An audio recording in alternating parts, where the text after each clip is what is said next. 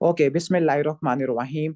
Today's topic of discussion is endocrine physiology. तो endocrine physiology के अंदर सबसे पहले पिट्यूटरी, थायराइड, एड्रीनल ग्लैंड और हमने इंसुलिन वगैरह की हमने पैथोलॉजी, फार्माकोलॉजी और इनकी फिजियोलॉजी को डिस्कस करना है. Let's start from this.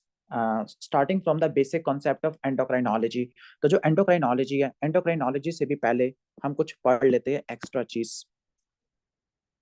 Okay, like आपकी बॉडी में जो ग्लैंड्स होते हैं, यानी ग्लैंड्स क्या होते हैं? ग्लैंड्स एक स्पेशलाइज्ड एपिथेलियम होती है जिसने कोई ना कोई सिक्रीशन प्रोड्यूस करनी है. अब जो ग्लैंड होती है, ग्लैंड दो तरह के होते हैं. कुछ ऐसे ग्लैंड होते हैं जिसने अपनी सिक्रीशन डायरेक्टली डक्ट्स में डालनी है. जो ग्लैंड अपनी सिक्रीशन को डायरेक्टली डक्ट्स में सिक्रीट करते हैं उनको बोलते हैं हम एक्सोक्राइन ग्लैंड. और जो ग्लैंड अपनी सिक्रीशन को सीधा ब्लड में शिफ्ट कर देते हैं उनको बोलते हैं हम एंडोक्राइन ग्लैंड. ठीक हो गया? तो जो एंडोक्राइन ग्लैंड होते हैं अपनी सिक्रीशन को डायरेक्टली ब्लड में ट्रांसफर कर देते हैं. इन ग्लैंड को बोलते हैं हम एंडोक्राइन ग्लैंड. ओके. और जो ग्लैंड अपनी सिक्रीशन को डक्ट्स में ट्रैवल करते हैं, सिक्रेट करते हैं, उनको बोलते हैं हम एक्सोक्राइन ग्लैंड. ओके, ठीक हो गया? तो पहला तो ये बेसिक कॉन्सेप्ट है. दूसरा बेसिक कॉन्सेप्ट है कि जो एंडोक्राइन ग्लैंड होते हैं ये कौन सी ब्लड वेसल में सिक्रीशन को सिक्रीट करते हैं, रिलीज करते हैं? तो उसका जवाब है वीनस ब्लड. तो जो एंडोक्राइन ग्लैंड होते हैं ये सिक्रीशन को ट्रांसफर करते हैं वीनस ब्लड के अंदर. क्यों? क्योंकि जो वीनस ब्लड होता है वो सीधा कहाँ चला जाएगा? वो सीधा हार्ट के पास चला जाएगा और हार्ट से होता हुआ, आर्टीरियल ब्लड से होता हुआ टारगेट टिश्यूज पे पहुंच जाएगा. तो सबसे पहला कीवर्ड है कि जो एंडोक्राइन ग्लैंड्स होते हैं इन्होंने अपनी सिक्रेशन ब्लड में सिक्रेट करनी होती है. कौन से ब्लड में? वीनस ब्लड में करनी होती है. ठीक हो गया? इसके अलावा और जो इंपॉर्टेंट एंडोक्राइन ग्लैंड्स हैं वो आपके पिट्यूटरी, थायराइड, एड्रीनल ग्लैंड और बीटा सेल्स ऑफ पेनक्रियास, ये आपके इंपॉर्टेंट एंडोक्राइन ग्लैंड्स होते हैं. Okay, this is the basic concept of endocrine glands और ये पूरा आपने एंडोक्राइन सिस्टम के अंदर याद रखना है. ओके, इसके अलावा मैं आपको एक और बेसिक कॉन्सेप्ट दे देता हूँ. What are hormones? हार्मोन्स ऐसी सिक्रेशन होती है जो एंडोक्राइन ग्लैंड प्रोड्यूस करते हैं और वो सीधा कहाँ चली जाती है? ब्लड में चली जाती है. ठीक हो गया? तो जो हार्मोन होते हैं, ओके, एक ऐसी सिक्रेशन होती है जो एंडोक्राइन सेल्स प्रोड्यूस करते हैं. वो डायरेक्टली वीनस ब्लड में जाती है और वीनस ब्लड से हार्ट से होती हुई टारगेट टिश्यूज पे पहुंच जाती है. इस सिक्रेशन को बोलते हैं हम हार्मोन. अब हार्मोन की डिफरेंट कैटेगरीज होती है. लाइक मैं आपको यहाँ पे एक्सप्लेन करता हूँ, छोटा सा स्केच बना लेते हैं. हार्मोन को on the basis of their structure हम इनको कुछ कैटेगरीज में डिवाइड कर देते हैं. Like I have to raise this. Okay,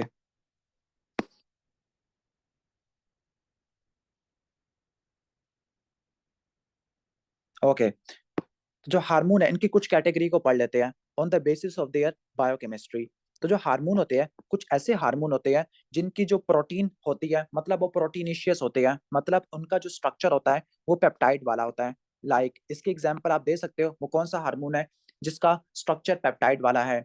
तो इसके अंदर क्लासिकल एग्जांपल आती है पोस्टीरियर पिट्यूटरी के हार्मोन की. वो एडीएच होता है और वो ऑक्सीटोसिन होता है. ठीक हो गया? कुछ ऐसे हार्मोन होते हैं जिनकी नेचर होती है ग्लाइकोप्रोटीन. अब ग्लाइकोप्रोटीन नेचर के अंदर एफएसएच, एलएच, टीएसएच और इसके अलावा आ जाते हैं आपके एचसीजी आ जाते होते हैं. ओके, इसके अलावा कुछ ऐसे हार्मोन होते हैं जिनकी नेचर स्टीरॉइड्स वाली होती है.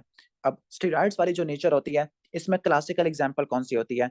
इसमें एड्रीनल कॉर्टेक्स के हार्मोन होते हैं लाइक कॉर्टिसोल, एल्डोस्टेरोन और एंड्रोजन आ जाते हैं. ओवरी के हार्मोन होते हैं लाइक ईस्ट्रोजन, प्रोजेस्टेरोन. टेस्टिस के हार्मोन होते हैं लाइक टेस्टोस्टेरोन. और कुछ हार्मोन ऐसे होते हैं जो अमाइंस नेचर के होते हैं. अब अमाइंस नेचर के अंदर हार्मोन की एग्जांपल आ जाती है मेलाटोनिन. और मेलाटोनिन कहाँ से प्रोड्यूस होता है? पाइनियल ग्लैंड से प्रोड्यूस होता है. ठीक हो गया? तो ये हार्मोन का मैंने बेसिक आपको स्ट्रक्चर बना के एक्सप्लेन कर दिया है. ओके, अब हम स्टार्ट करते हैं सीधा अपने पहले ग्लैंड पर, वो है पिट्यूटरी ग्लैंड. तो पहला रट्टा मारना, जो पिट्यूटरी ग्लैंड है, पिट्यूटरी ग्लैंड को हम क्या बोलते हैं? हम पिट्यूटरी ग्लैंड को हाइपोफिसिस बोलते हैं. पिट्यूटरी ग्लैंड को हाइपोफिसिस बोलते हैं और पिट्यूटरी ग्लैंड को हम मास्टर ग्लैंड भी कहते हैं. तो पहला कीवर्ड है pituitary gland is also called, okay, hypophysis या master gland of the body. अगला इंपॉर्टेंट पॉइंट है पिट्यूटरी ग्लैंड कहाँ पे पड़ा होता है? पिट्यूटरी ग्लैंड एक फोसा के अंदर पड़ा होता है. This is called hypophyseal fossa. और ये हाइपोफिजियल फोसा किसके अंदर पड़ा होता है? सीला टर्शिका में. ओके, ठीक हो गया? सीला टर्शिका के अंदर क्या पड़ा होता है? हाइपोफिसिस.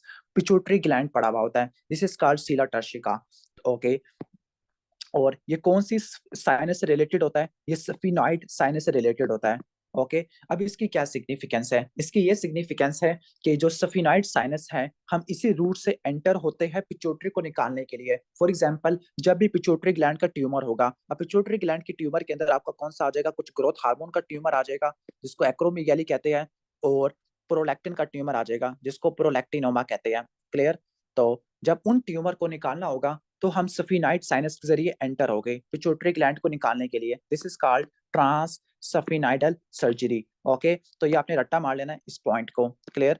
तो ये आपको मैंने बता दिया है, एक्सप्लेन कर दिया है ये चीज। तो जो पिट्यूटरी ग्लैंड है इसको हाइपोफिसिस कहते हैं, मास्टर ग्लैंड कहते हैं, क्योंकि पिट्यूटरी ग्लैंड ऐसी सिक्रेशन प्रोड्यूस करता है जो दूसरे एंडोक्राइन ग्लैंड को कंट्रोल करती है। क्लियर?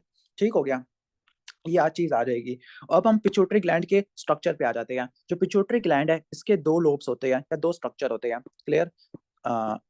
एक है एंटीरियर पिट्यूटरी, एक है पोस्टीरियर पिट्यूटरी। तो जो पिट्यूटरी होता है वो दो तरह का होता है, एंटीरियर पिट्यूटरी, पोस्टीरियर पिट्यूटरी। अब यहाँ पे पिट्यूटरी का एक तीसरा लोब भी होता है, उस तीसरे लोब को बोलते हैं हम ओके इंटरमीडिएट लोब। और वो क्या प्रोड्यूस करता है? वो मेलाटोनिन प्रोड्यूस करता होता है। और आपको पता है मेलाटोनिन क्या किस चीज को कंट्रोल करता है? मेलाटोनिन स्लीप वेक साइकिल को कंट्रोल करता होता है। क्लियर? तो आपने ये रट्टा मार लेना है। तो जो पिट्यूटरी होता है वो दो तरह का होता है, एंटीरियर पिट्यूटरी और पोस्टीरियर पिट्यूटरी। क्लियर? ठीक हो गया? जो एंटीरियर पिट्यूटरी है इसको एडिनो हाइपोफिसिस कहते हैं। जो पोस्टीरियर पिट्यूटरी होता है इसको बोलते हैं न्यूरो हाइपोफिसिस। जो एंटीरियर पिट्यूटरी होता है ये बनता है एक्टोडर्म से, सिंपल एक्टोडर्म से। लेकिन जो पोस्टीरियर पिट्यूटरी होता है ओके, इसको न्यूरो हाइपोफिसिस क्यों कहते हैं? क्योंकि इसका स्ट्रक्चर न्यूरल स्ट्रक्चर से बनता होता है। क्लियर? तो एंटीरियर पिट्यूटरी को एडिनो हाइपोफिसिस, पोस्टीरियर पिट्यूटरी को न्यूरो हाइपोफिसिस कहते हैं। एंटीरियर पिट्यूटरी एक्टोडर्म से बनता है, पोस्टीरियर पिट्यूटरी बनता है न्यूरो एक्टोडर्म से बनता है, न्यूरो एक्टोडर्म से बनता होता है। ओके, अब जो एंटीरियर पिट्यूटरी होता है एक रथ के पाउच से बनता है, एक पाउच से बनता है, दिस इज कॉल्ड रथ के पाउच। क्लियर? रथ के पाउच। अब रथ के पाउच की क्या सिग्निफिकेंस होती है? रथ के पाउच की यह सिग्निफिकेंस है कि अगर रथ के पाउच के कुछ भी रेमिनेंट बच गया तो रथ के पाउच से क्या बन जाएगा?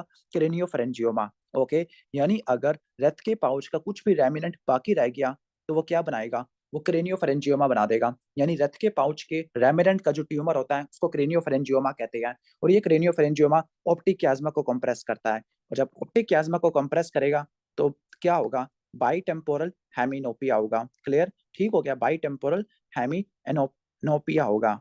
क्लियर? ठीक हो गया? तो ये बात आपने रट्टा मार ली कि जो क्रेनियोफेरेंजियोमा होता है वो ऑप्टिक कियाज्मा को कंप्रेस करता है। क्लियर?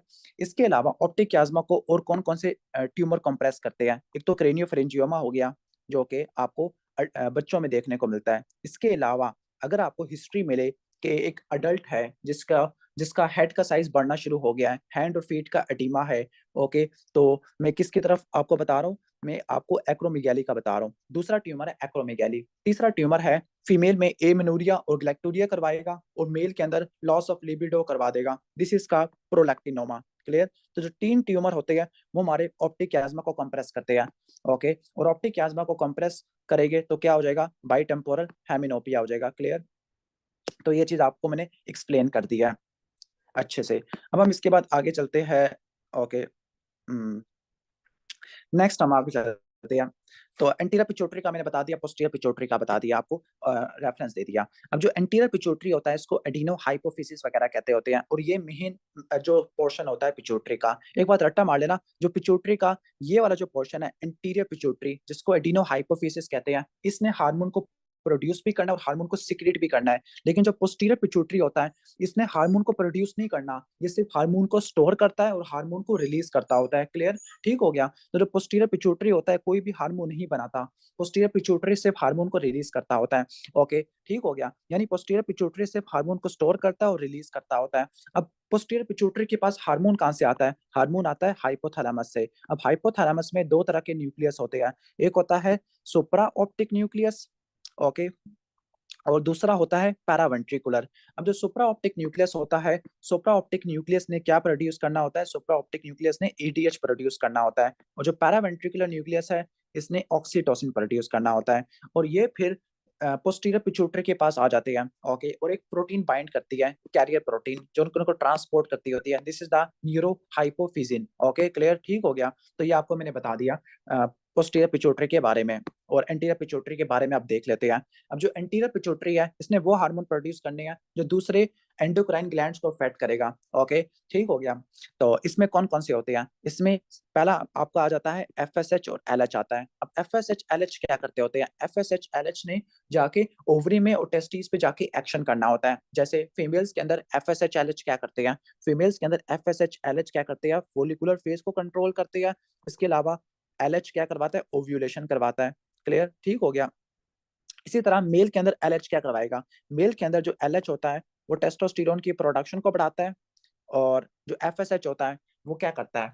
एफएसएच स्पर्म्स की मैच्योरेशन कराता होता है।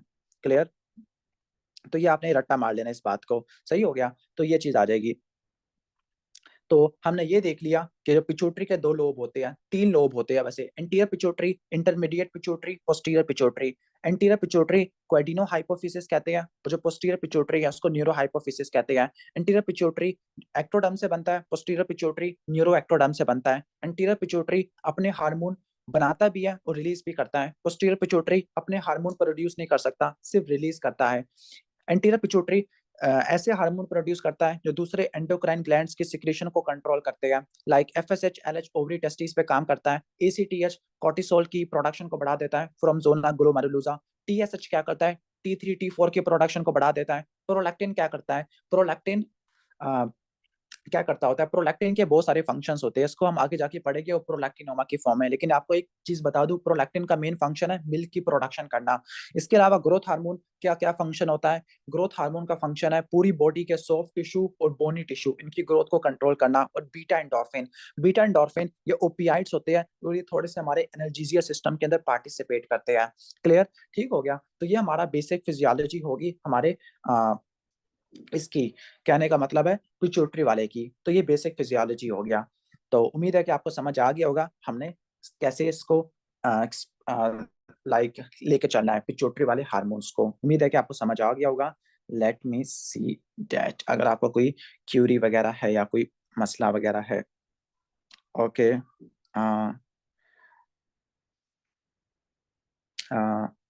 ओके, तो लेट्स सी दैट। ओके, तो हमारा ये वाला चीज आ गया। इसके बाद अच्छा यहाँ पे एक मिमोनिक लिखा हुआ है, इस मिमोनिक वगैरह को भी देख लेते हैं। ओके, वैसे मैं इसकी फिजियोलॉजी और पैथोलॉजी वगैरह पे जा रहा था। ओके, तो यहाँ पर लिखा हुआ है कि जो एंटीरियर पिट्यूटरी होता है एडिनो हाइपोफिसिस, ये रथ के पाउच से निकलता होता है। जो रथ के पाउच का ट्यूमर है उसको क्रेनियोफेरेंजियोमा कहते होते हैं। ओके, अब यहाँ पे ना इसके सब यूनिट्स लिखे हुए हैं। स्पेसिफिकली जो चार हार्मोन्स है, टीएसएच, एलएच, एफएसएच और एचसीजी, इन चारों में क्या सिमिलैरिटी है? अभी मैंने एक्सप्लेन किया था। ये चारों हार्मोन क्या होते हैं? ये चारों हार्मोन ग्लाइकोप्रोटीन होते हैं। टीएसएच, एलएच, एफएसएच, एचसीजी ये सारे ग्लाइकोप्रोटीन होते हैं। अब इनका जो अल्फा सब यूनिट है वो सबके पास क्या होता है? कॉमन होता है। लेकिन जो बीटा सब यूनिट होता है वो हार्मोन की स्पेसिफिसिटी को कंट्रोल करता है। इसका क्या मतलब है? इसका मतलब ये है कि अगर आपकी फीमेल्स में अगर एलएच की कमी हो जाती है और हमने ओव्यूलेशन को स्टिमुलेट करना होता है, तो बजाय एलएच देने के हम एचसीजी देते होते हैं, वो ओव्यूलेशन को स्टिमुलेट कर जाता होता है। ठीक हो गया। या ऐसा होता है कभी कभार कि अगर फीमेल में एक ट्यूमर होता है जो कि एचसीजी को बढ़ा देता है, उस ट्यूमर का नाम होता है कोरियोकार्सिनोमा या जेस्टेशनल ट्रोफोब्लास्टिक डिजीज। तो उस फीमेल में आपको हाइपरथायराइडिज्म के भी फीचर देखने को मिलते हैं। इसका क्या मतलब हुआ? इसका मतलब ये हुआ कि ये जो हार्मोन्स हैं ये ना एक दूसरे के फंक्शन को रिप्लेस कर जाते हैं। फॉर एग्जांपल, अगर बीटा एससीजी ज्यादा हुआ वो टीएसएच वाला काम करना शुरू कर देता है, बीटा एससीजी ज्यादा हुआ वह एलएच वाला काम शुरू कर देता होता है। यानी ये थोड़े से ना आपस में एक दूसरे के फंक्शन ले लेते होते हैं। इसके अलावा यहाँ पर एक और इम्पोर्टेंट कॉन्सेप्ट है, लेट मी रेज दिस। सारी खिचड़ी बन गई है यहाँ पर। ओके, तो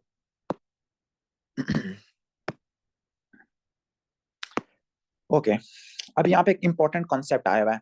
okay, this is the proopiomelanocortin. तो पहले तो आपको मैंने बता दिया ग्लाइकोप्रोटीन वाला कॉन्सेप्ट कि ये जो चार हार्मोन है ये चारों हार्मोन ग्लाइकोप्रोटीन के बने हुए होते हैं और इनके पास थोड़ा सा कॉमन फिजियोलॉजी होती है, एक दूसरे के फंक्शन को ये अटेन कर लेते हैं। अब यहाँ पे एक कॉन्सेप्ट है प्रो ओपियो मिलानोकॉटिन वाला। अब what is this concept? Okay, ठीक हो गया। अब होता क्या है? होता ये है कि जो एंटीरियर पिट्यूटरी होता है, ये जो हार्मोन प्रोड्यूस करता होता है, ये असल में एक पूरी पॉलीपेप्टाइड चेन प्रोड्यूस करता होता है, इतने सारे अमीनो एसिड की चेन से प्रोड्यूस करता होता है। ठीक हो गया। अब इसकी डिफरेंट जगह से क्लीवेज होती है। फॉर एग्जाम्पल यहाँ से टूटा तो यहाँ से सपोज एक हार्मोन प्रोड्यूस हो गया, सपोज हम एग्जांपल ले लेते हैं, यहाँ से प्रोड्यूस हो गया ACTH प्रोड्यूस हुआ, यहाँ से दरमियान से कटा तो यहाँ से प्रोड्यूस हो गया लाइक MSH प्रोड्यूस हो गया, और अगर यहाँ से कटा तो यहाँ से बीटा एंडोर्फिन प्रोड्यूस हो गया। क्लियर? ठीक हो गया। मतलब ये होता है कि एक बड़ी सी पॉलीपेप्टाइड चेन बनती है जिसको बोलते हैं प्रोपियोमिलानोकार्टिन, उससे डिफरेंट तरह के हार्मोन बनते होते हैं, बीटा एंडोर्फिन, ACTH, MSH। ठीक हो गया। अब इसने एक निमोनिक बनाया हुआ है, गो प्रो विद बैम। पहले आपको बता दूं, पहला दिन है फर्स्ट एड के जो मिमोनिक्स होते हैं वो अंग्रेजों वाले मिमोनिक होते हैं, और हम बनाएंगे देसी मिमोनिक्स। लेकिन देसी मिमोनिक्स हर एक को समझ नहीं आते होते, तो बेस्ट यही है कि पहले ऐसे रट्टा मारने की कोशिश करेंगे, अगर नहीं आता देसी मिमोनिक्स, लेकिन अगर उससे भी फायदा नहीं होता तो फिर इन्हीं को रट्टा मारना पड़ेगा। ओके, अब इसमें कह रहा क्या है, इसमें ये कह रहा क्या है कि इसने एक निमोनिक बनाया हुआ है, गो प्रो विद द बैम। ओके, पहले मैं आपको नीचे वाले सेल्स एक्सप्लेन करता हूँ। ठीक हो गया। पहले तो इसने पूरा निमोनिक बनाया हुआ है FSH वाला। एक बात रट्टा मारना, एंटीरियर पिट्यूटरी में ना दो तरह के सेल्स होते हैं। ओके, एक होते हैं एसिडोफिलिक होते हैं जिनको इओजिनोफिलिक कहते हैं, और दूसरा बेजोफिलिक होते हैं। ठीक हो गया। यानी एंटीरियर पिट्यूटरी में दो तरह के सेल होते हैं, एक वो सेल होते हैं जो एसिडिक डाई को कैप्चर करना पसंद करते हैं, इनको इओजिनोफिलिक या एसिडोफिलिक कहते होते हैं, और कुछ ऐसे होते हैं जो बेसिक डाई को लेना पसंद करते हैं, उनको बेजोफिलिक कहते हैं। अब इसने एसिडोफिलिक का निमोनिक बनाया हुआ है एसिड पिग, यानी पिग पे एसिड गिर गया तो ए से एसिड से एसिडोफिलिक, और PIG पिग, तो पी से क्या होगा, प्रोलैक्टिन और ग्रोथ हार्मोन। ठीक हो गया। Okay, clear? तो जो प्रोलैक्टिन होता है और जो ग्रोथ हार्मोन होता है, ये क्या होते हैं, एसिडोफिलिक होते हैं। अब इसका एग्जाम में क्या सवाल आता है, एग्जाम में ऐसे सवाल आता है कि एक फीमेल है या मेल है, उसको विजुअल फील्ड डिफेक्ट आ रहे हैं, लाइक बाइटेम्पोरल हेमिनोपिया हुआ है, और कोई पिट्यूटरी का ट्यूमर है। अब या तो प्रोलैक्टिनोमा हो सकता है या ग्रोथ हार्मोन हो सकता है, तो वो पूछेगा ये जो ट्यूमर है, ये इसके जो सेल्स होते हैं वो कौन सी नेचर के होते हैं, तो आपने आंसर देना है एसिडोफिलिक होते हैं। ठीक हो गया। तो जो एसिडोफिलिक होता है प्रोलैक्टिनोमा और ग्रोथ हार्मोन वाला आ जाएगा। जो बेसोफिल्स होते हैं वो बाकी सारे हो जाते हैं। निमोनिक है फ्लैट, ओके, बी फ्लैट, हमेशा आपको फ्लैट रहना चाहिए। तो एफ से क्या हो जाएगा, FSH, L से LH, A से ACTH और T से TSH। तो ऑलमोस्ट हमने ये डिस्कस कर लिया पिट्यूटरी वाला। ओके, तो ऑलमोस्ट ये चीज हमारी अच्छे से डिस्कस हो गया। अब इसके बाद इनके फिजियोलॉजी वगैरह पे आ जाते हैं। ओके, मैं कोशिश करूंगा इंडिविजुअली हार्मोन को लेके चलूं। तो सबसे पहले हम स्टार्ट करते हैं पोस्टीरियर पिट्यूटरी के हार्मोन स्टार्ट करते हैं। ओके, तो जो पोस्टीरियर पिट्यूटरी के हार्मोन होते हैं, एक दोबारा बता देता हूँ, जो पोस्टीरियर पिट्यूटरी होता है उसने कोई भी हार्मोन प्रोड्यूस नहीं करना होता, इसने सिर्फ हार्मोन को रिलीज करना होता है, और जो हार्मोन आते हैं वो हाइपोथैलेमस से आते हैं, और दो ही हार्मोन रट्टा मारने हैं जो कि पोस्टीरियर पिट्यूटरी रिलीज करता है। एक होगा आपका एंटी डायूरेटिक हार्मोन और दूसरा ऑक्सीटोसिन होता है। क्लियर? ठीक हो गया। और जो एंटी डायूरेटिक हार्मोन होता है ये कहाँ से आता है, ये हाइपोथैलेमस के सुप्रा ऑप्टिक न्यूक्लियस से आता है, हाइपोथैलेमस के सुप्रा ऑप्टिक न्यूक्लियस से आता होता है। ओके, और पोस्टीरियर पिट्यूटरी में स्टोर होता है और रिलीज होता है। और चूंकि जब इसका स्ट्रक्चर देखा गया तो उसके अंदर आर्जिनिन था, तो हम इसको आर्जिनिन वेसोप्रेसिन भी कहते हैं। Why it is called vasopressin, क्योंकि वेसल्स को कंप्रेस करता है। अब ये वेसल्स को क्यों कंप्रेस करता है वो मैं आगे आगे एक्सप्लेन करूंगा।